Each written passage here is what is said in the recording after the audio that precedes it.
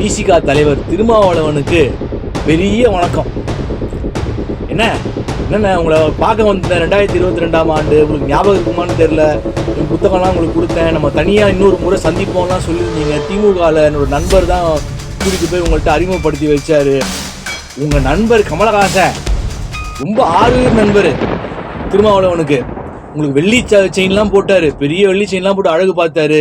இப்படி கேவலப்படுறாரு விசிகா தலைவர், இந்த அளவுக்கு கேவலப்படுறாரு. என் மொங்கல த்ரிஷாவோட படுத்து எந்திரிச்சு விட்டு இப்போ என்னடா பண்ண போகிறோம் அப்படின்னு அவளும் மாட்டே சொல்லிட்டு இருக்கா. த்ரிஷாவும் அவளுக்கு இருக்குது, இப்போ கச்சேரி அவளுக்கும் இருக்குது. இந்த ஆள் இப்போ கேவலப்பட்டுக்கிட்டு இருக்கான். பாவங்க, என்னத்த சொல்றது. உங்களுக்கு ஞாபகம் இருக்குமான்னு தெரியல, நான் ஃபோட்டோ எடுத்து போட்டு விடுறேன். நானும் நீங்களும் சந்திச்சோம், பேசணும்.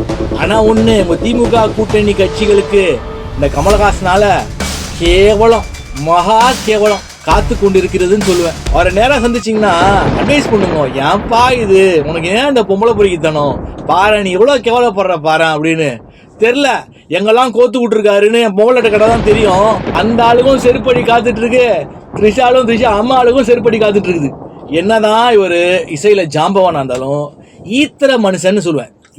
சில ஈத்தர வேலைலாம் பண்ணினே இருப்பாரு. இந்த மாதிரி அந்த தயாரிப்பாளருக்கு ஃபோனை போடுறாரு. ஃபோனை போட்டு கதை நல்லா இருக்குது, கதை ரொம்ப சூப்பராக இருக்குது, அந்த பையன் கதை ரொம்ப சூப்பராக இருக்குது, அந்த கதையை மட்டும் வாங்கிக்கலாம். நம்ம அந்த கதையை வாங்கிட்டு அந்த பையனை அனுப்பிச்சி விட்ருவோம். அந்த பையன் வேணாம், என் தம்பி இந்த படத்தை டைரக்ட் பண்ணட்டும், அந்த கதையை மட்டும் வாங்குங்க அப்படின்னு சொல்கிறாரு. கரெக்டாக அந்த நேரத்தில் வருவார். இவன் அன்றைக்கி கரெக்டாக போயிட்டான். அந்த சம்பவம் நடக்கிற அதுக்கப்புறமா அடுத்த நாளோ என்னமோ போயிட்டாங்க. நேராக போய் இவர் வரதுக்காக வெயிட் பண்ணிட்டே இருந்திருக்கான். கரெக்டாக இவர் அதே நேரத்தில் கரெக்டாக இவர் காரை விட்டு கீழே இறங்குறாரு. இவன் காத்துக்கிட்டே இருந்திருக்கான், எப்படா இவர் வருவாருன்னு வெறி அவனுக்கு காத்துட்டே இருந்திருக்கு. கரெக்டாக காரை விட்டு இறங்கினோன்னே இவரால் எதிர்பார்க்கவே இல்லை. ஷாக் ஆகிட்டாங்க, நீங்கள் எல்லாரும் பயணம் ஷாக் ஆகிட்டாங்க. அப்புறம் அந்த பையனை பிடிச்சி விலைக்கி விட்டு ப்ரெஸ்ஸுக்கெல்லாம் நியூஸ் போகாதபடிக்கு அப்படி அமைக்கிட்டாங்க. எந்த பத்திரிகைக்காரனுக்கும் நியூஸ் போயிடக்கூடாது அப்படின்னு சொல்லி அந்த பையன் அந்த இன்சிடென்ட்டு போலீஸ் எதுவும் இல்லாமல் அப்படியே கட்டி விட்டாங்க. அவருக்கு தன் வாழ்நாளில் ஏற்பட்ட மிகப்பெரிய அவலம்னு சொல்லுவேன். First time. அது வரைக்கும் நான் எதுவுமே காமிச்சிக்கல, யார்கிட்டையுமே நான் எதுவுமே தெரியும், நான் அப்படிலாம் எதுவுமே காமிச்சிக்கல. ஓகே, மீட் பண்ணுறேன். அந்த அம்மா பெரிய நடிகை ஆகிட்டாங்களாம், எவ்வளோ தாமரை படம் நடிச்சிட்டாங்களாம். அந்த அம்மா ஜனாதிபதி ஆகிட்டாங்களாம், பயங்கரமாக ஐஸ்வர்யா ராய் ஆகிட்டாங்கன்னு அந்த அம்மாவுக்கு நினைப்பு போடுறது. ஹாய் அப்படிங்கிறேன். ஐயோ பா பார்க்கவே இல்லை, அதை சொல்லுவாங்களா பயங்கரமாக. அப்படியே இப்போ எங்கே தேடிட்டு இருக்கேன் நானே. நெவர்தலெஸ் ஸ்டாரி, அந்த அம்மா பேர் நெவர்தலெஸ் ஸ்டாரி பத்மபிரியா. அவள் பயங்கரம், அப்படியே செம்ம சீனு பேச. ஹலோண்ணா, ஹலோ ஹலோ பயங்கரமாக இருக்கும். தெரியும், நான் தயாரிப்பாளர், நான் ப்ரொடியூசர். கேட்குறேன், எனக்கு தெரியுதான்னு கேட்குறேன். தெரியல அந்த அம்மாவுக்கு. அவ்வளோ வாய் தொணன்னு பேசினா. 1 வருஷம் தான் இருக்கும் இந்த இது ஷூட்டு முடிஞ்சு போய், பாம்பே ஷூட் ஒரு 1.5 years தான் இருக்கும். அவ்வளோ தொணன்னு பேசினா. எங்கள் சாப்பிட பிரேக்ஃபாஸ்ட் போது கூட என்கிட்ட அவளாக தான் தட்டு எடுத்துகிட்டு பக்கத்தில் தொணந்து என்கிட்ட பேசினா. யாரும் தெரியலையா, cinema stars are not god, neither god, they are only humans-னு சொல்லி ஒரு மெசேஜ் மெயில் தட்டி விட்டு அங்கே பிறந்துச்சு இவளுக்கு மூக்கோட. அப்படியே கொந்தளிச்சுட்டு மெயில் அனுப்புகிறான். பயங்கரமாக அனுப்புகிறான். Cinema stars are neither god but they are nevertheless star. அப்பா அழிவுலாம் நட்சத்திரமா, அதான் அழிஞ்சு போயிடுச்சு. எங்கே போகிறீங்கன்னு தெரில. மலையாள இண்டஸ்ட்ரியிலையும் காணோம், தமிழ்லையும் காணோம். விரட்டி விட்டது நான் தான், வேறு யாரும் கிடையாது. மொத்தமாக விரட்டி விட்டேன். இப்போ எவனுமே கூட மாட்டான். சேரன், லாரன்ஸு எல்லாரையும் தெரிவிக்க விட்டேன். மே ஸ்ரீ அம்மா பகவான் பிளஸ் யூன்னு ஒரே ஒரு மெசேஜ் முடித்தேன் பாருங்க. முடிச்சு நான் போட்டேன். இந்த அம்மா பெரிய அப்படியே கடவுள் மிதக்குறாங்கல்ல, 1 வாரத்தில் அவன்கிட்ட அறம் வாங்கிட்டான். யாரு? சாமி கிட்ட செம்மவதம் வாங்கிட்டான். பயங்கரமான நியூஸு. நான் அம்மனவாக நடிப்பேன், நான் அம்மனை குண்டியாக நடிப்பேன், ஓடு நிர்வாணமும் நடிப்பேன், நிறுவனம் ஓடுன்ற ஓடு, இதான் ஓட்டிய மொத்தமாக ஓடிட்டிய, இப்படின்னு நியூஸு. இப்போ சத்தத்தே காணோம். வாயன் கிளம்பி, பாம்பே எங்க இருக்க? உன் பல்லெல்லாம் புடிங்கிட்டேன், இன்னும் மிச்சம் பல்லு இருக்குதா? வா வா வா போடுங்க தினத்தந்தில. அப்படியே பயங்கரமா நியூஸ். உடனே பேமெண்ட்டை குத்து அப்படியே கொந்தளிக்க விடுவாங்க இந்த அம்மா. நெவர்தலெஸ் ஸ்டாரி, மண்ணாங்கட்டி ஸ்டாரி. அதற்கான வேலையை யார்? தயாரிப்பாளர் ஏஎல் சூர்யா செய்து விட்டார். எங்கிட்டே வா, நான் தான் ப்ரொடியூஸ் பண்றேன், அதை என்னையே தெரியாதான். பாருங்களேன், இவங்களாம் சினிமா ஸ்டார்ஸ்லாம் ஆடேப்பா. 2 மனைவி. லாரன்ஸுக்கு 2 மனைவி. அவர் ராகவேந்திரா பக்தர் தான், ராகவேந்திரா கோயில் கட்டியிருக்காரு தான். அவர் நிறைய பசங்களுக்கு உதவி பண்றாரு, எல்லாம் ஓகே. ஆனா எல்லாருமே ஈத்தர பசங்க தான். இந்த சினிமாவை பொறுத்த வரைக்கும் எல்லாரும் ஈத்தர பசங்க தான்.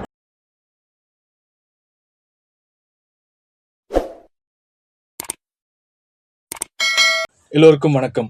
எல்லாம் வல்ல இறைவனுக்கு நன்றி. இன்னைக்கு நான் ஒரு இசை ஜாம்பவான் அந்த கதையை விவரிக்கிறேன்னு சொல்லியிருந்தேன். அந்த உண்மை கதையை விவரிக்கிறேன்னு சொல்லியிருந்தேன். ஆக்சுவலி இது இண்டஸ்ட்ரியில் ரொம்ப சினிமாவில் இருக்கவங்களுக்கு நிறைய பேருக்கு தெரியாது. அந்த இசை ஜாம்பவான் இது தெரிஞ்சதுன்னா ஏன்டா நம்ம மானத்தை இப்படி வாங்குறான்னு நினைப்பார் அவர். ஆனால் ஒரு விஷயம் என்னன்னா, உண்மையை மறைக்கவே முடியாதுங்க. அவர் செய்த ஒரு மட்டமான காரியம், மிகப்பெரிய மட்டமான ஒரு காரியம், அதை இன்னைக்கு உலகத்துக்கே வெளிச்சம் போட்டு காட்டிட போகிறேன். உனக்கு எப்படி அது தெரியும்னு நிறைய பேர் கேட்கலாம். பார்த்தீங்கன்னா 2004ஆம் ஆண்டு நான் ஒரு மலையாள மியூசிக் டைரக்டர்கிட்ட நான் வேலை பார்த்துட்டு இருந்தேன். அதாவது ஒரு கீபோர்ட் ப்ரோக்ராமராக நான் வேலை பார்த்துட்டு இருந்தேன். அப்போ ஷாமலா ஸ்டுடியோஸ்னு விருகம்பாக்கத்தில் இப்போ ஷாமலா அந்த கார்டன் ஒரு பெரிய ஸ்டுடியோ, அங்கே தான் ஒரு பெரிய பெரிய டைரக்டர்ஸ்லாம் வருவாங்க. அங்கே ரெக்கார்டிங் போயிட்டு இருந்தது. அன்னைக்கு இவங்க பேசிக்கிட்டாங்க. நான் பக்கத்தில் தான் உட்காந்துருக்கேன், அந்த மியூசிக் டைரக்டர் பக்கத்துலேயே நான் உட்காந்துருக்கேன். ஏன்னா சூரியன் அவர் கூப்பிடுவார் வச்சுக்கோங்களேன். ஆனால் அதுக்கெல்லாம் முன்னாடி விசிகா தலைவர் திருமாவளவனுக்கு பெரிய வணக்கம். என்னென்ன உங்களை பார்க்க வந்தேன் 2022ஆம் ஆண்டு, உங்களுக்கு ஞாபகம் இருக்குமான்னு தெரில. என் புத்தகம்லாம் உங்களுக்கு கொடுத்தேன், நம்ம தனியாக இன்னொரு முறை சந்திப்போம்லாம் சொல்லியிருந்தீங்க. திமுகவில் என்னோட நண்பர் தான் கூட்டிகிட்டு போய் உங்கள்கிட்ட அறிமுகப்படுத்தி வச்சார். உங்கள் நண்பர் கமலஹாசன் ரொம்ப ஆறுயிர் நண்பர் திருமாவளவனுக்கு. உங்களுக்கு வெள்ளி செயின்லாம் போட்டார், பெரிய வெள்ளி செயின்லாம் போட்டு அழகு பார்த்தாரு. இப்படி கேவலப்படுறாரு விசிகா தலைவர், இந்த அளவுக்கு கேவலப்படுறாரு. என் மொமலை த்ரிஷாவோட படுத்து எந்திரிச்சு விட்டு இப்போ என்னடா பண்ண போகிறோம் அப்படின்னு அவளும் மாட்டே சொல்லிட்டு இருக்கா. த்ரிஷாவும் அவளுக்கு இருக்குது, இப்போ கச்சேரி அவளுக்கும் இருக்குது. இந்த ஆள் இப்போ கேவலப்பட்டுக்கிட்டு இருக்கான். பாவங்க, என்னத்த சொல்றது. உங்களுக்கு ஞாபகம் இருக்குமான்னு தெரியல, நான் ஃபோட்டோ எடுத்து போட்டு விட்றேன். நானும் நீங்களும் சந்திச்சோம், பேசணும்.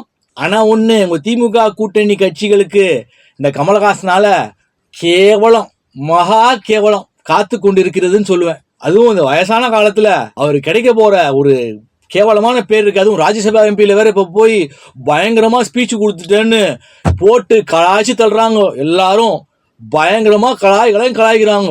அவரை நேரம் சந்திச்சிங்கன்னா அட்வைஸ் பண்ணுங்க. ஏன்பா இது, உனக்கு ஏன் இந்த பொம்பளை பொறுக்கித்தனம், பாரு நீ எவ்வளவு கேவலப்படுற பாரு அப்படின்னு. தெரில எங்கெல்லாம் கோத்து விட்டுருக்காருன்னு என் பொம்பளை கடை தான் தெரியும். அந்த ஆளுக்கும் செருப்படி காத்துட்டு இருக்கு, த்ரிஷா அம்மாளுக்கும் செருப்படி காத்துட்டு இருக்குது. தக் லைஃப் மயிர புடிங்க லைஃப்.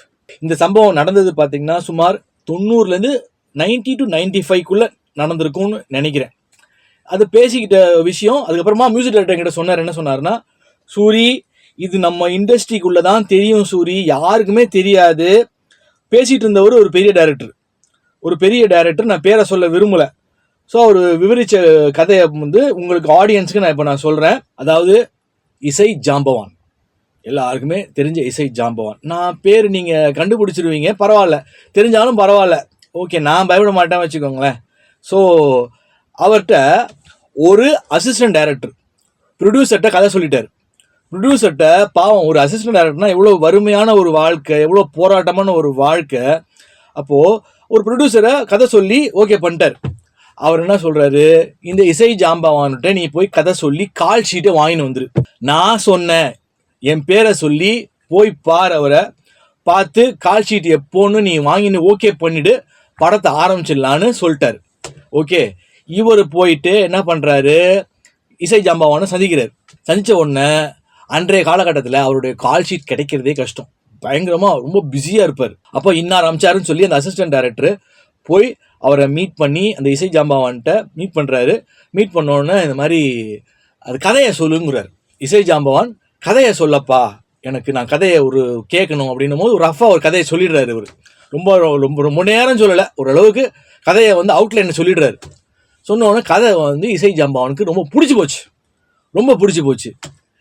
இவர் என்னதான் இவர் இசையில் ஜாம்பவானாக இருந்தாலும் ஈத்தர மனுஷன்னு சொல்லுவேன். சில ஈத்தர வேலைலாம் பண்ணினே இருப்பார். இவர் என்ன தோணுது, இவருக்கு இந்த கதையை நம்ம வாங்கிடலாம்.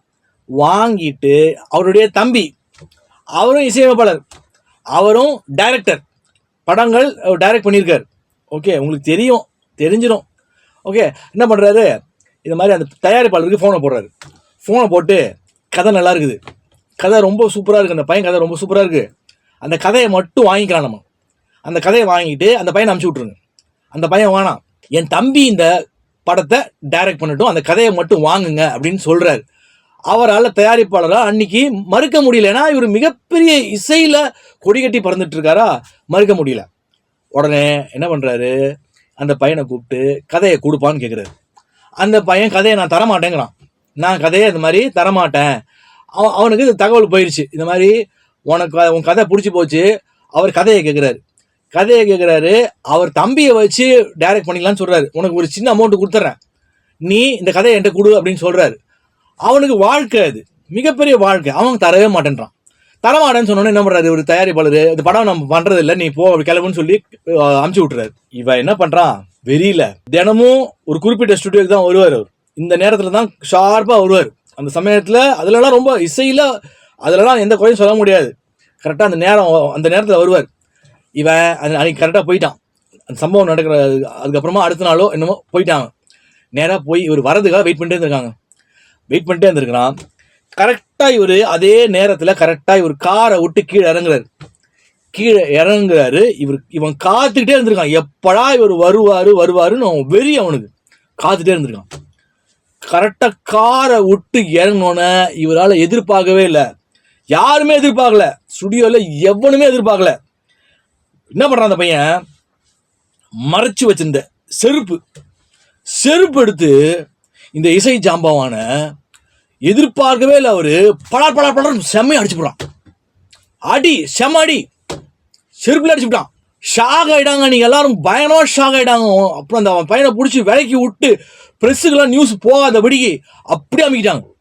எந்த பத்திரிகைக்காரனுக்கும் நியூஸ் போயிடக்கூடாது அப்படின்னு சொல்லி அந்த பையன் அந்த இன்சிடென்ட்டு போலீஸ் கில்ஸ் எதுவும் இல்லாமல் அப்படியே கட்டி விட்டாங்க. அவருக்கு தன் வாழ்நாளில் ஏற்பட்ட மிகப்பெரிய அவலம்னு சொல்லுவேன். ஆனால் அவர் செஞ்சது மிகப்பெரிய துரோகம். அந்த பையனுக்கு அவர் செஞ்சது மிகப்பெரிய துரோகம். இவரும் பின்புலமே இல்லாமல் தான் ஊர்லேருந்து வந்தவர் தான். அதுக்கப்புறமா கோல வச்சிட்டார், தமிழ் சினிமா இண்டஸ்ட்ரியில் கோல வச்சிட்டார். இந்த இன்சிடென்ட்டு ப்ரெஸ்ஸுக்கெல்லாம் போகலை, போலீஸ் ஸ்டேஷன் கேஸும் ஆகலை, அப்படியே இண்டஸ்ட்ரிக்குள்ளே வச்சு அமுக்கிட்டாங்கோ.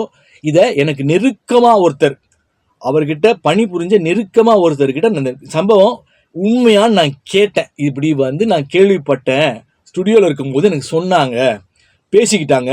ஏன்னா எங்கள் மியூசிக் டைரக்டர் என்ன சொல்லிட்டாரு, நான் வேலை பார்க்கும்போது சூரி இது சொல்லக்கூடாது, சூரி யாருக்கும், நமக்குள்ளே இது வெளியில் எங்கேயும் சொல்கிறாது அப்படின்னாரு. நான் கேட்குறேன், கேட்ட உடனே அந்த மனுஷன், உனக்கு எப்படி தெரியுது இந்த கதையை, உனக்கு யார் சொன்னா, இது ஏன் இது தயவு செஞ்சு இது எவனுக்குமே சொல்லாத, உன்னை கையெடுத்து கெஞ்சி கேட்குறேன்னு அந்த அளவுக்கு போயிட்டார் அவர். அப்போ பாருங்களேன், இவங்களாம் பெரிய மனுஷங்கன்னு சொல்கிறோம், பெரிய மனுஷன். அதாவது இன்னைக்கு உலகத்துக்கே நான் வெளிப்படுத்திட்டேன்னு. தமிழா பாண்டியன் பிரபல பத்திரிகையாளர், இந்த மாதிரி நிறைய பேரை சொல்ல விரும்பல, நிறைய சினிமா பத்திரிகையாளங்க, அவங்களுக்கு கூட சில பேருக்கு தெரிஞ்சிருக்கலாம். ஆனால் இண்டஸ்ட்ரியில் இருக்கிறவங்களுக்கு நிறைய பேருக்கு தெரியாது இந்த சம்பவம், இந்த மாதிரி ஒரு விஷயம் நடந்ததுன்னு. அப்போது எவ்வளோ ஈத்தர புத்தியில் பண்ண ஒரு விஷயம் அவருக்கு எவ்வளோ பெரிய கேவலத்தை ஏற்படுத்தியது.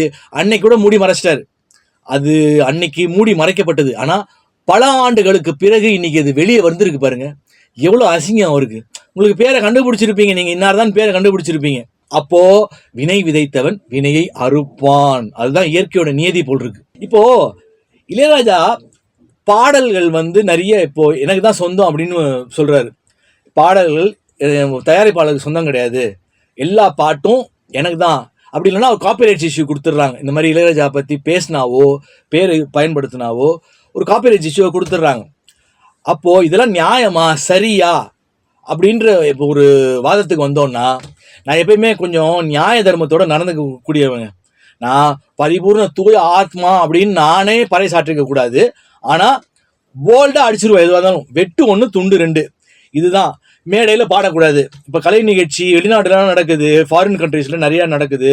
எஸ்பிபிக்கே ஒரு உத்தரவு போச்சு, என் பாட்டை நீ பாடக்கூடாது அப்படின்னு சொல்லி. அப்போது தயாரிப்பாளர் பணம் போடுறாருங்க. இப்போ நான் தயாரிச்சிருக்கேன், நான் ஒரு பாடல் தயாரிச்சிருக்கேன். அப்போது அந்த பாட்டு எனக்கு தான் சொந்தம், ஓகே, நான் தான் மியூசிக் டைரக்டர், ஓகே. இருந்தாலும் தயாரிப்பாளர் தான் நான் சொந்தம்னு சொல்லுவேன். அப்போது இவர் செய்தது நியாயமா? அதை கூட விட்டுருங்க. இவர் ஒரு பிரதானமான பிரசாத் ஸ்டுடியோ பயன்படுத்திட்டே வந்தார். பல ஆண்டுகளாக அந்த ஸ்டுடியோவை பயன்படுத்திட்டு வாடகைக்கு பயன்படுத்தி கொண்டு வந்தார். ஓகே, இதெல்லாம் நிறைய பேர் பயப்படுவாங்க பேசுறதுக்கு. ஏன்னா இசை ஞானி, இப்போ சூப்பர் ஸ்டார் என்ன எதுவும் புடுங்க முடியாது, உலகநாயகன் என்ன எதுவும் புடுங்க முடியாது அப்படின்னு சொல்லிட்டு இருக்கும்போது ஒரு சின்ன பையன் வந்து எப்படி பிடிங்கி தூக்கி போட்டு, டேய் நீ மசுரு, டேய் நீ ஒரு மண்ணாங்கடி ஸ்டார், சூப்பர் ஸ்டார் கிடையாது மண்ணாங்கடி ஸ்டார், தூக்கி பிடிங்கி போடுறேன்ல, அப்படி எனக்கு ஒரு ரொம்ப தில்லு ஜாஸ்தி. அப்போ இசை ஞானி, நான் இசையில ஞானி தான். அவர் இசையில அவரை பத்தி சொல்லணும்னா நான் விவரிப்பேன். அவர் இசையில ஜாம்பவான், இசை ஞானி. அவரை மாதிரி நொட்டேஷன்ஸ் எழுத முடியாது. 3 படங்களுக்கு பாட்டு பண்ணுவார், ஒரே நாளில் 3 பாட்டு பண்ணுவார், சாதனைகளை சொல்லிக்கிட்டே போகலாம். ஆனால் பார்த்தீங்கன்னா பிரசாத் ஸ்டுடியோ வாடகையில் தான் இவர் வந்து அந்த ஸ்டுடியோவை பயன்படுத்திட்டு வந்தார். அப்போது நான் என் வீட்டில் வந்து ஒரு நல்லவனாக இருக்கான்னு ஒரு 10 வருஷமாக ஒருத்தனுக்கு வாடகைக்கு விட்டுட்டுருக்கேங்க. வாடகைக்கு விட்டுருக்கேன், சரி நல்ல மனுஷனாக இருக்கான், ஓகே மாற்றலாம் அப்படின்னு சொல்லி சொற்ப வாடகைக்கு நான் விட்டுக்கினே வரேன். அவன் என்ன பண்ணுறான், ஈத்திர மனுஷ புத்தியில் 10 வருஷம் குடியிருந்துட்டானா, இவன் ஒரு டுபுக்கு அப்படி பார்ப்பாங்களே சில பேர், இவன் ரொம்ப வீக்காக இருந்தால் நிறைய இடத்துல நடக்குது இந்த மாதிரி. இவன் வந்து ஒன்றும் வேலைக்கு ஆக மாட்டான், இவனை வந்து மிரட்டி பார்க்கலாம் அப்படின்னு சொல்லிட்டு, இப்போ சப்போஸ் அவன் 11ஆவது வருஷம் இந்த வீடு எனக்கு தான் சொந்தம், இது எனக்கு தான் சொந்தம், நான் 10 வருஷம் வாடகை கொடுத்துருக்கேன், நீ கிளம்புறியா, நீ கிளம்புப்பா அப்படின்னு சொன்னால் எப்படி இருக்கும்? இவ்வளோ பெரிய போங்கு இல்லை, இவ்வளோ பெரிய போங்கு. நான் சும்மா இருப்பேனா? என்ன மாதிரி எல்லாம் நான் சும்மா இருப்பேனா? அவனே டே ஏதோ பாவன்னு விட்டேன்டா, ஐ வில் ஷோ மை வேற ஃபேஸை நான் காட்ட வேண்டியதாக வரும், காட்டுவேன். நான் என்ன சொல்கிறேன், இப்போது சப்போஸ் த்ரிஷா இருக்கா, டப்பியாக இருக்கான், புருஷன் டப்பியாக இருக்கான் அப்படின்னா, இந்த ரஜினிகாந்த் பொறுக்கி பையன், இந்த கமலஹாசன் பொறுக்கி பையன்லாம் மாதத்துக்கு ஒரு வாட்டி வந்துட்டு போடினுவான். எப்படி மாதத்துக்கு ஒரு வாட்டி வந்துட்டு போடி, புருஷன் டப்பி அவன் வேலைக்கு ஆக மாட்டான் அப்படின்னா அவன் ஈத்திர மனுஷ புத்தியில் சொல்லுவானுங்க. இப்போ நம்மள மாதிரியா தனியாக தாடி முடி கிடி பல்லு எல்லாத்தையும் பிடுங்கி எரிய போகிறேன், எரிஞ்சிருவேன், செத்தான். அப்படியா பொட்டி பாம்பா துண்டா காணும் துணியா காணும்னு தளரிட்டு ஓடுவானுங்க. அப்படிதான் இப்போ இவருக்கு சப்போர்ட்டிவா பிரசாத் ஸ்டுடியோவில் இவர் விரட்டி கொடுப்பு இவர் கிளம்ப சொல்லிட்டாங்க. அவர் ஓனர், பிரசாத் ஸ்டுடியோ ஓனரு, இது என்ன தான் சொந்தம், இது நான் வேற மாதிரி நான் பயன்படுத்த போகிறேன், நீங்கள் வெக்கேட் பண்ணுங்க அப்படின்னு சொல்லும்போது, இல்லை இது எனக்கு சொந்தம் அப்படிங்கிறது, எனக்கு தான் சொந்தம், நான் போக முடியாது, நீ தான் போகணும் அப்படின்னு சொல்லிட்டு ரொம்ப ஒரு பிரச்சனை ஆகி போச்சு. நிறைய பேருக்கு தெரிஞ்சிருக்கும், இண்டஸ்ட்ரியில் தெரிஞ்சிருக்கும். இவருக்கு சப்போர்ட்டா இவர் போங்காட்டம் ஆடுறாரு. இந்த போங்காட்டத்துக்கு கூட ஒத்து ஊதுறதுக்கு பாரதி ராஜா, இப்போ ஒரு உடம்பு முடியல வச்சுக்கோங்க, நான் அவர் வீட்டுக்கெல்லாம் போயிருக்கிறேன், நல்லா தெரியும். பாரதி ராஜா, அப்புறம் சில டைரக்டர்ஸ், இவங்களாம் போயிட்டு எப்படி எங்கள் இளையராஜாவை விரட்ட போச்சு, அவர் இசை ஞானி, அவர் விரட்ட முடியாது, இசையில நீ ஞானியாக இருந்துக்கோப்பா, இசையில நீ ஞானியாக இருந்துக்கோ, இல்லவே நான் உன் டேலண்ட்டுக்கு நான் வந்து உன் தலை வணங்குறேன், ஆனால் நீ செய்த நியாயமா? பாட்டு விஷயத்துல வரேன். நான் என்ன மாதிரி ப்ரொடியூசர்கிட்ட வந்து நம்ம இது பண்ணியிருந்தா க்ளீனாக சொல்லிவிடுவேன். நான்லாம் ரொம்ப பயங்கர போல்டாக ப்ரொசீட் பண்ணுவேன். இதில் நான் என்ன சொல்லுவேன், தயாரிப்பாளர்கள்லாம் ஏன் நீங்கள்லாம் வந்து எல்லாம் ஒன்றா கூடுங்க, ஒன்றா கூடி இது எப்படி, இதுக்கு நான் ஒரு சட்டமே ஏற்றணும்னுவேன். பாடல் யார் செலவு பண்ணா, அந்த பாடை யார் செலவு பண்ணா, தயாரிப்பாளர் தான் செலவு பண்ணா. தயாரிப்பாளர் இல்லாமல் அந்த பாட்டு உருவாக்க முடியுமா? ஒரு சிங்கருக்கு பேமெண்ட் கொடுக்கணும், ஓகே அதை விட்டுருங்க, சிங்கருக்கு பேமெண்ட் கொடுக்கணும், அந்த இன்ஸ்ட்ருமெண்ட் வாசிக்கணுக்கு பேமெண்ட் கொடுக்கணும், ரெக்கார்டிங் ஸ்டுடியோக்கு பேமெண்ட் கொடுக்கணும், அதுக்கப்புறமா அந்த பாட்டை ஷூட் பண்ணுறாங்க டைரக்டர், தயாரிப்பாளர் என்ன பண்ணுறாரு, டைரக்டருக்கு பணம் கொடுக்குறாரு, அப்புறம் லொக்கேஷனுக்கு பணம் கொடுக்குறாரு, ப்ரொடக்ஷன் மேனேஜர், எவ்வளோ இருக்குது. அது எல்லாத்தையும் மீறி பாட்டு என்ன தான் சொந்தம்னா எப்பேற்பட்ட போங்குது, போங்காட்டான்னு வாங்கல சின்ன பசங்க ஆடுங்கள போங்காட்டம், இப்போ பாட்டு என்ன தான் சொந்தம்னு அப்படிதான் இருக்குது. ஒரு சட்டமே போடணுங்க, கூடிய சீக்கிரம் இதுக்கு ஒரு சட்டம் ஏற்றி பாட்டு, the song belongs to the producer, இதுதான் நியாயமான தீர்ப்பு. இவங்களுக்கு திராணி இல்லை, பயம், இவருக்கு எல்லா இன்ஃப்ளூயன்ஸ் இருக்குது, எல்லாரையும் பார்க்கலாம், ஓகே என் தெய்வீக தந்தை மோடியும் அவருக்கு தெரியும், ஸோ நம்மளை எதுவும் பண்ண முடியாது அப்படின்னு இவர் நினச்சிக்கிட்டு இருக்காரு. ஆஹா இல்லை, வேலை வந்தாச்சு. இதற்கு நீங்கள் யார் இந்த பூனைக்கு மணி கட்டுறது, எவன் இந்த பூனைக்கு மணி கட்டுறது? நான் தான் மணி கட்ட போகிறேன், நான் தான் மணி கட்ட போகிறேன். தயாரிப்பாளர்கள்லாம் ஒன்றா கூடுங்க, கூடி இதற்கு ஒரு தீர்வு காணுங்க. ஏன்னா இவர் எல்லா படத்துலையும் பாட்டை யூஸ் பண்ணால் உடனே கேஸை போட்டுறாரு, உடனே. அதாவது இப்போ யூடியூப்ல இவருக்கு ரெவன்யூ வந்து கண்ணாவினான்னு வந்துட்டு இருக்குது, அந்த பாட்டுக்கெல்லாம் கண்ணாவினான்னு இவருக்கு ரெவன்யூ வந்துன்னே இருக்குது. இவர் காலம் முழுக்க இவர் நல்லா சௌபாகியமாக இருக்கலாம். அப்போது பாட்டுக்கு செலவு பண்ண தயாரிப்பாளர் நீங்கள் நடு ரோட்டில் இருக்காங்க, நடு ரோட்டில் இருக்கிறான், அவனை கேட்கறது ஆளே கிடையாது, அவன் சோத்துக்கு பிச்சை எடுக்கிறாங்க. இன்னைக்கு அவன் வயிற்றுச்சு சும்மா விடுமா? நியாயமா இது? இப்போ என்ன பாட்டு பயன்படுத்தினாலும் நான் சொல்கிறேன், பாட்டை பயன்படுத்தாதீங்க. முதல்ல இதுக்கு தீர்வு காணுங்க.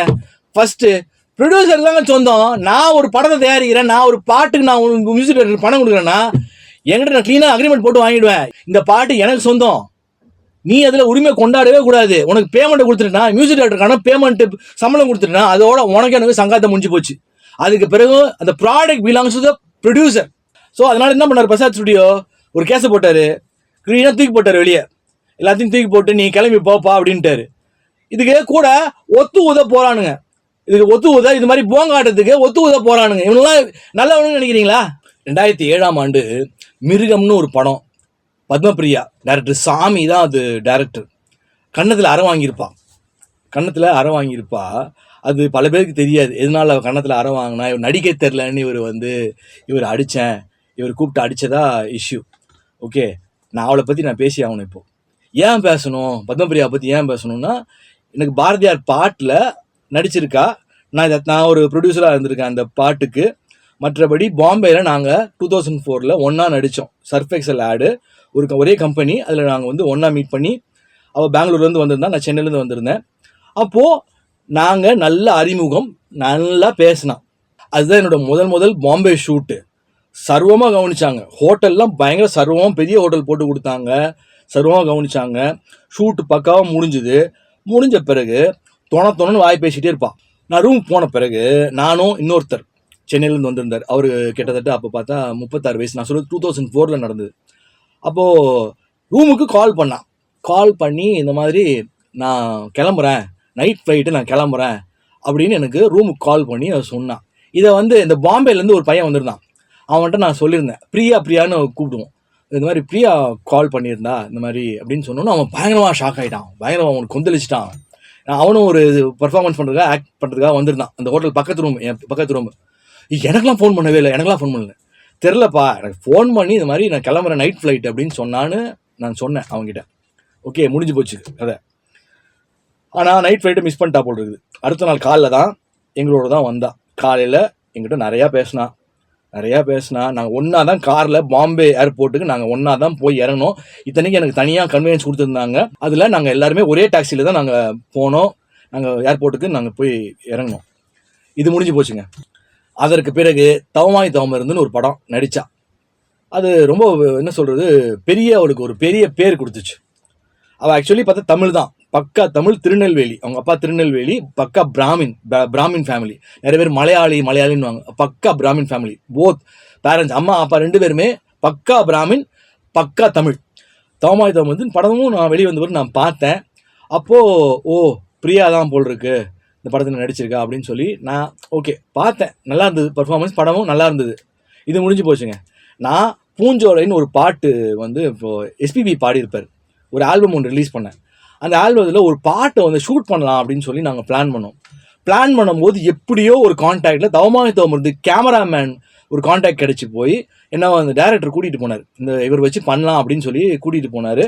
அப்போது கேமராமேன் என்ன சொன்னார்னா, பத்மபிரியா வச்சு பண்ணால் நல்லா இருக்குமே. பாரதியார் பார்த்தீங்கன்னா ஆனந்த் சாமின்னு ஒரு பையன் பண்ணியிருப்பான். இந்த சமந்தாவோட தான் வெப் சீரிஸ்லாம் கொஞ்சம் பண்ணியிருப்பார். ஒரு அப்புறம் டியூப் லைட்டு ஹீரோவெல்லாம் பண்ணியிருப்பார் ஆனந்த் சாமின்னு ஒரு மேல் ஆர்டிஸ்ட். அப்போது பத்மபிரியா வச்சு பண்ணலாமே அப்படின்னு அவர் தான் சொன்னோன்னே சரி, நான் ஒன்றுமே சொல்லிக்கல, எனக்கு தெரியும் அப்படிலாம் நான் ஒன்றும் சொல்ல.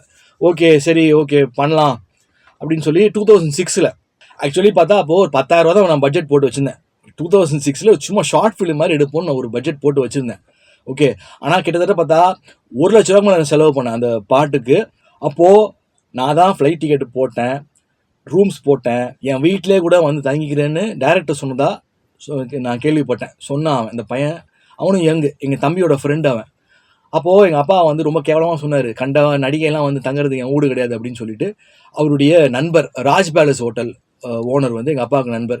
அங்கே தான் நான் ரூம் போட்டு கொடுத்து she stayed over there for 2 days. அங்கே தான் அவள் அங்கே தான் இருந்தா. நான் அவளை மீட் பண்ணுறேன். அப்போ மீட் பண்ணும்போது அவள் பார்க்கணும், பயங்கரமான திமிர் பிடிச்சவ. அதுதான் நம்ம உதைய வாங்கினான்னு மிச்ச கதையெல்லாம் வரேன் நான். அப்போது நான் மீட் பண்ணுறேன் ஃபஸ்ட் டைம். அது வரைக்கும் நான் எதுவுமே காமிச்சிக்கல, யார்கிட்டையுமே நான் இது தெரியும் நான் அப்படிலாம் எதுவுமே காமிச்சிக்கல. ஓகே, மீட் பண்ணுறேன். அந்த அம்மா பெரிய நடிகை ஆகிட்டாங்களாம், எவ்வளோ தவமாய் தவம் படம் நடிச்சிட்டாங்களாம். அந்த அம்மா ஜனாதிபதி ஆகிட்டாங்களாம், பயங்கரமாக ஐஸ்வர்யா ராய் ஆகிட்டாங்கன்னு அந்த அம்மாவுக்கு நினைப்பு போடுறது. ஹாய் அப்படிங்கிறேன். ஐயோ எப்பா பார்க்கவே இல்லை, அதை சொல்லுவாங்களே பயங்கரமாக அப்படியே. இப்போ எங்கே தேடிட்டு இருக்கேன் நானே.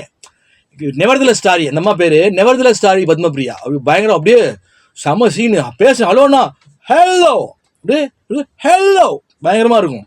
இது வரைக்கும் நான் தயாரிப்பாளர், நான் ப்ரொடியூசர். கேட்குறேன் என்ன தெரியுதான்னு கேட்குறேன். தெரியல அந்த அம்மாவுக்கு. அவ்வளோ வாய் தொணன்னு பேசினா. ஒரு வருஷம் தான் இருக்கும் அந்த இது ஷூட் முடிஞ்சு போய், பாம்பே ஷூட் ஒரு 1.5 years தான் இருக்கும்.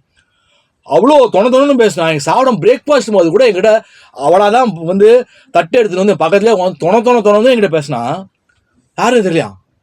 அட்டே அப்பா அவ்வளோ பெரிய ஆளாயிட்டாளா? ஓகே ரைட்டு, நான் கண்டுக்கவே இல்லை, விட்டேன். நீ போ அப்படின்னு சொல்லி நான் அப்படியே விட்டேன். பாட்டு முடிஞ்சுது, நல்லதனமாக பாட்டு முடிஞ்சுது. அந்த பாட்டு நல்லதனமாக நிறைய சேனல்ஸில் போட்டாங்க. எஸ்எஸ் மியூசிக், ஜேஆர் டிவி, நிறைய சேனல். இப்போ வரைக்கும் யூடியூப்பில் அது வந்து ரொம்ப பெரிய ஹிட் அந்த பாட்டு. பாரதியார் பாய் மொழி நீ எனக்கு மனையாளுன்னு சொல்லி ஒரு ஆல்பம். அப்போது சத்தம் போடாதே படம். நான் ஒரு நடுவில் சேட்டிங், இவ்வளோ தான் சேட் ஒரு வாட்டி வந்தா. என்னோடய பாட்டெலாம் ஷூட் முடிஞ்சுது. அதுக்கப்புறமா ஓ அப்படி தெரியாத மாதிரி ஓ கேட் சொல்லிட்டு சேட் பண்ணிவிட்டு அப்படி போயிட்டாங்க. நம்ம சத்தம் போடாதே படம் பார்த்தேன். பார்த்துட்டு மெயில் ஐடிக்கு இவளுக்கு நான் வந்து மெயில் தட்டினேன். அதாவது உன்னோட பர்ஃபார்மன்ஸ் நல்லா இருந்துச்சு அப்படின்னு சொல்லிட்டு நான் ஒரு மெயில் ஒன்று போட்டேன். சேட்லேயும் சொன்னேன். ரெஸ்பாண்ட் ஒன்றும் பண்ணல. எனக்கு எப்படின்னா பயங்கரமாக எனக்கு கோவம் வரும். ஓகே ரெஸ்பாண்ட் பண்ணலன்னா என்ன பண்ணிட்டேன், அப்படியே நான் ஓப்பனாக ஒரே ஒரு மூக்கோடைக்கிற மாதிரி ஒரே விஷயம் சொல்லிட்டேன். Cinema stars are not god, neither god, they are only ஹியூமன்ஸ்ன்னு சொல்லி ஒரு மெசேஜ் தட்டி விட்டேன், ஒரு மெயில் தட்டி விட்டேன். அங்கே பிறந்துச்சு இவளுக்கு மூக்கோட. அப்படியே கொந்தளிச்சுட்டு மெயில் அனுப்புகிறான். பயங்கரமாக அனுப்புகிறான். அவன் cinema stars are neither god but they are nevertheless ஸ்டாரியா. அப்பா அழிவுலாம் நட்சத்திரம் அதான் அழிஞ்சு போயிடுச்சு. எங்கன்னு தெரில. மலையாள இண்டஸ்ட்ரியிலையும் காணோம், தமிழ்லையும் காணோம். விரட்டி விட்டது நான் தான், வேறு யாரும் கிடையாது. மொத்தமாக விரட்டி விட்டேன். இப்போ எவனுமே கூட மாட்டான். சேரன், லாரன்ஸு எல்லாரையும் திரிக்க விட்டேன். இனிமேல் இவளை வந்து படத்தில் கமிட் பண்ணிங்களோ நீங்கள் செத்தீங்கன்னு அப்போவே பொடிப்பையில் இருக்கும்போதே நான் மிரட்டி விட்டேன். நான் என்ன பண்ணேன், இப்போ கொந்தளிச்சுட்டு மெயில் போட்டோன்னே மே ஸ்ரீ அம்மா பகவான் பிளெஸ் யூன்னு ஒரே ஒரு மெசேஜ் முடித்தேன் பாருங்க. முடிச்சு நான் போட்டேன். இந்த அம்மா பெரிய அப்படியே கடவுள் மிதக்குறாங்கல்ல, ஒரு வாரத்தில் அவன்கிட்ட அற வாங்கிட்டான். யாரு? சாமி கிட்ட செமவதை வாங்கிட்டான். நடிக்க தெரியலன்னு சொல்லி ஒரு பெரிய இஷ்யூ போச்சப்போ. ஆக்சுவலி பார்த்தா அவன் கூப்பிடும் போது இவன் காம்பரமைஸுக்கு வரல. அதாவது சொல்லியிருக்காங்க, நான் தான் உனக்கு கூப்பிடுவானுங்க, நீங்கள் படம் கமிட் பண்ணாவே கமலஹாசன் பொறுக்கி பையன்லாம் கூப்பிடுவான். இப்போது அப்படி வரலன்னா என்ன பண்ணுவான், இந்த நாயகன் படத்துல அந்த பொண்ணு சொல்லியிருக்கோம், அந்த படத்தில் நடித்த அந்த அவருக்கு பொண்ணாக நடித்த அந்த பொண்ணு சொல்லியிருக்கோம், பலாருன்னு கணத்தில் வெறியில் கோவத்தில் அடிச்சிட்டாரு அப்படின்னு சொல்லி. ஸோ நீங்கள் வச்ச ரூலே பெண்களுக்கு கூடும்போது வரணும். இவன் வரல. அவன் வந்து கொஞ்சம் ரொம்ப ஹைஃபை நல்லா படித்த வச்சுக்கோங்களேன். அவன் வந்து ஒரு சொல்கிறது, அவன் ஒரு பிக்காலி பையன். அவன் ஃபீல்ட் அவுட்டு, அவனும் ஃபீல்ட் அவுட்டு. இப்போது இந்த மாதிரி ஃபீல்ட் அவுட்டு. அதில் இவன் என்ன பண்ணிட்டான், இன்னொன்று ஷூட் எடுக்கும் போதே அவன் ஃப்ரெண்ட்ஸ் எல்லாம் வர வச்சு, இப்போ ஃபைனான்சரோ ப்ரொடியூசர்லாம் வச்சு ரொம்ப கிளாமராலாம் எடுத்தான். அந்த படத்தில் கமிட் ஆகும் போது நினச்சேன், ஏன்னா உயிர்னு ஒரு படம் எடுத்திருப்பான் அந்த ஆள். அண்ணியை வச்சு ஒரு லிங்க் பண்ணி ஒரு தகாத ஒரு அண்ணியோட வச்சுக்கிற மாதிரி அவனுடைய புத்தி பூரா அப்படி தான் இருக்கும் போல் இருக்கு. அந்த மாதிரி ஒரு படம் எடுத்திருப்பானா. இந்த படம் கமிட் ஆனு நினச்சேன், செத்தாடா அப்படின்னு. அப்போது இவளை ரொம்ப கிளாமராக நடிக்க வச்சு, ஆதி ஹீரோ, உங்கள் ஃப்ரெண்ட்ஸ் எல்லாம் நைட்லாம் ஷூட் பண்ணி பார்க்க வச்சு ரொம்ப அசிங்கப்படுத்தி கட்சியில் இவனுக்கு ஏதோ அடைய முடியல. அதில் வெறியில் இவன் வந்து வச்சு பலாருன்னு ஒன்று இழுத்து வச்சு அரைஞ்சிட்டான். அதுதான் உண்மை. இது நிறைய பேருக்கு அது வந்து தெரியாது. இது கிட்டத்தட்ட 20 வருஷம் ஆக போகுது. 2007 27 வந்தால் 20 years. அப்போ நினச்சேன், நெவர்தலெஸ் ஸ்டாரிக்கு நல்ல பனிஷ்மெண்ட்டு அம்மா பகவான், நான் வணங்குற அம்மா பகவானே கொடுத்த மாதிரி நினச்சிட்டேன். அதே போல் சிம்புதேவன் படம் இரும்பு கோட்டை முரட்டு சிங்கம், அந்த படத்துலையும் இந்த மாதிரி நடித்தாங்க. அவனும் என்ன சொல்கிறது, இந்த ஒரு சேட்டிங் ஒன்று பார்த்தேன். சிம்புதேவன் வா, பெண்களெல்லாம் மதிக்க மாட்டான் போல் இருக்கு, இவரெல்லாம் ஒரு ஆளாகவே கன்சிடர் பண்ண மாட்டான் போல் இருக்குது. அப்படி அசிங்கப்படுத்துகிறான் சேட்டிங்கில். ஓப்பனாக அப்படி அசிங்கப்படுத்துகிறான். இவன் மூக்கு தெரிய உடையிற மாதிரி. இன்னொன்று, இந்த அம்மா பயங்கர திமுருனா, அந்த அம்மா திமிர் பிடிச்ச பொம்பளைன்னா அந்தளவுக்கு திமிர் பிடிச்சவ. தினத்தந்தியிலலாம் நல்ல மாப்பிள்ளையை கெடுத்தால் உடனே திருமணம் செய்து கொள்வேன், அப்படி இப்படி பயங்கரமாக அந்த ப்ளஸ்ஸு கையில் இருக்குதான். இந்த ப்ரெஸ் இன்ஃப்ளூயன்ஸை வச்சுக்கின்னு பேமெண்ட்டை கொடுத்து பயங்கரமாக நியூஸு. நான் அம்மனை வாங்க நடிப்பேன், நான் அம்மனை குண்டியாக நடிப்பேன், நீ ஓடு, நிர்வாணமாக நடிப்பேன், நீ இல்லைனா ஓடுன்றேன், ஓடு, நீ தான் ஓட்டிய, மொத்தமாக ஓடிட்டிய, அப்படி இப்படின்னு நியூஸு. இப்போ சத்தத்தே காணோம். வாயன் கிளம்பி, பாம்பே எங்கே இருக்க, உன் பல்லெல்லாம் பிடிங்கிட்டேன், இன்னும் மிச்சம் பல்லு இருக்குதா, வா வா வா போடுங்க. தினத்தந்தியில் அப்படியே பயங்கரமாக நியூஸ். உடனே பேமெண்ட்டை கொடுத்து அப்படியே கொந்தளிக்க விடுவாங்க இந்த அம்மா. நெவர்தலெஸ் ஸ்டாரி மண்ணாங்கட்டி ஸ்டாரி. ஓட்டா மொத்தமாக மலையாளம் ஒரு படம் இல்லை, தமிழ் ஒரு படம் இல்லை, ஒருத்தன் கூட மாட்டான். அதற்கான வேலையை யார் தயாரிப்பாளர் ஏஎல் சூர்யா செய்து விட்டார். எங்கிட்டேவா நான் தான் ப்ரொடியூஸ் பண்ணுறேன், அதை என்னையே தெரியாதான். பாருங்களேன், இவங்களாம் சினிமா ஸ்டார்ஸ்லாம் ஆடேப்பா. நான் லாரன்ஸ் தான் நான் கேட்டேன், அப்போது அவருக்கு யாருக்குமே தெரியாது. இதுவும் ஒரு பெரிய உடச்சி விட்றேன். 2 மனைவி லாரன்ஸுக்கு, 2 மனைவி. அவர் ராகவேந்திரா பக்தர் தான், ராகவேந்திரா கோயில் கட்டியிருக்காரு தான், அவர் நிறையா பசங்களுக்கு உதவி பண்ணுறாரு, எல்லாம் ஓகே. ஆனால் எல்லாருமே ஈத்தர பசங்க தான். இந்த சினிமாவை பொறுத்த வரைக்கும் எல்லாரும் ஈத்தர பசங்க தான். லாரன்ஸை நான் மிரட்டினேன், இந்த படத்தில் நீ பத்மபிரியாவை கமிட் பண்ணக்கூடாதுன்னு. அப்போ மிரட்டினேன் நான். மிரட்டி அவன் கேட்கல. டே நீ 2 பொண்டாட்டி வச்சிருக்கேன்றத உலகம் பூரா நான் தம்பட்டு அடிச்சிருவேன், யாருக்குமே தெரியாது இது. அந்த ஆள் ஷாக் ஆகிட்டான். அதுக்கப்புறமா ஒரு நியூஸ் வந்தது, இந்த மாதிரி ஒரு த்ரெட்டனிங் வருதுன்னு ஒரு நியூஸ் வந்தது. அதனால எவனுமே தலை வச்சு படுத்திருக்க மாட்டானுங்க. மலையாளத்துலேயும் இந்த அம்மாவை ஓட விட்டேன், யாரும் கமிட் பண்ணக்கூடாத அளவுக்கு ஓட விட்டேன். இன்னும் கேவலமான விஷயம்லாம் இருக்குது இந்த பத்மபிரியா பற்றி சொல்லணுன்னா. கேவலமான MBA படிச்சுட்டு கேவலமான விஷயம்லாம் எனக்கு தெரியும். அதை நான் விவரிக்க விரும்பலை. அதை விவரித்தாலும் நல்லா இருக்காது. ஏன்னா நிறைய குடும்ப பெண்களும் பார்ப்பீங்க, வேண்டாம். எல்லாத்தையும் அவன் பார்த்துக்கிட்டு இருக்கான். யார்? இறைவன் பார்த்துக்கிட்டு இருக்கான். இப்போ கமலஹாசனா, இப்போது அவன் பார்த்துப்பான், அவன் நினச்சிக்கிட்டு இருப்பான் எத்தனை பொம்பளைங்களை சீரழிச்சிருப்பானோ. இப்போது நல்லா கேவலப்படுறான். ரஜினிகாந்தா, அவன் நினச்சிட்டு இருப்பான் சூப்பர் ஸ்டார், இவன் எப்படி இசைஞானி, வந்துட்டேன் போடுங்கன்றேன். யார் இந்த பூனைக்கு வணி கட்டுறது? நியாய தர்மத்தை பேசுங்க, நியாய தர்மமாக நடந்துக்கோங்க. என்ன காமெடியாக இருக்குது இதெல்லாம். ஸோ தொடர்ந்து பேசுவோம். சேனலுக்கு சப்ஸ்கிரைப் பண்ணாதவங்க சப்ஸ்கிரைப் பண்ணிக்கோங்க, அப்போ தான் உங்களுக்கு தொடர்ச்சியாக போடக்கூடிய வீடியோஸ் வரும்.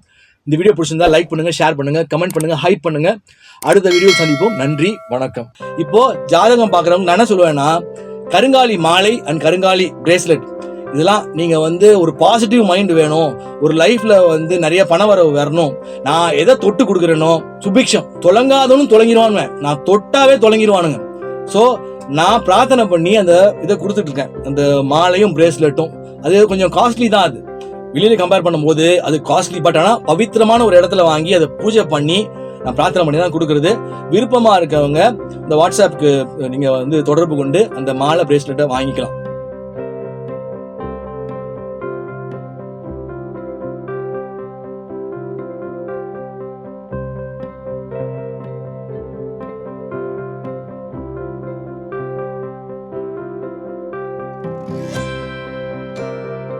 இதை போன்று மேலும் பல அபரிமிதங்களுடன் உங்களுக்கு ஆற்றலாகவும் நம்பிக்கை ஒளியாகவும் ஏஎல் சூர்யா. இந்த பதிவு உங்களுக்கு பிடித்திருக்கும் பட்சத்தில் இதனை உங்கள் நண்பர்களுக்கும் நல் உறவுகளுக்கும் பகிர்ந்து அவர்கள் வாழ்வை ஒளிரச் செய்து பிரபஞ்சத்தின் ஆசீர்வாதங்களை அபரிமிதங்களாக பெற்றுக்கொள்ளுங்கள். நன்றி, வணக்கம்.